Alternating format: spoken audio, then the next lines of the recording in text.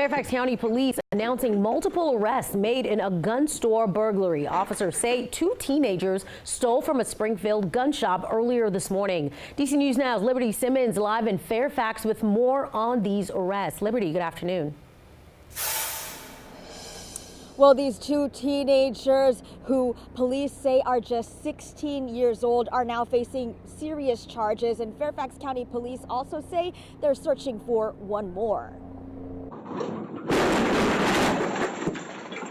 Surveillance video shows the moment officers say teen suspects round the front entrance of the Dominion Defense gun store in Springfield. It seems like the key to being a thief in 2025 is utter brazenness. Police say this happened just before 1:30 this morning. Surveillance video shows three suspects breaking glass display cases inside the store and taking multiple firearms.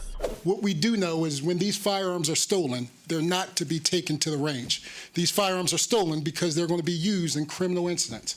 They're going to be used to harm people in our local communities. Police say the suspects then drove away in a stolen car. Fairfax County Police helicopter video then shows Montgomery County Police helping to respond to the Braylon Court and Summit Hill Road area in Gaithersburg, where suspects were seen fleeing. They split up and they're going to jump the fence. You can then see the officers taking two of the suspects into custody. Police also found several guns in the car. They also recovered 13 guns, but say 8 guns are still outstanding. Today, multiple individuals thought it was a good idea to ram a vehicle into a federal firearms licensee, a gun store, and steal firearms.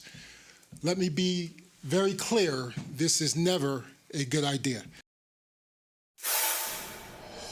And Fairfax County Police say this is the third time that Dominion Defense has been broken into since September of last year. For now, live here in Fairfax, Virginia, Liberty Simmons, DC News Now.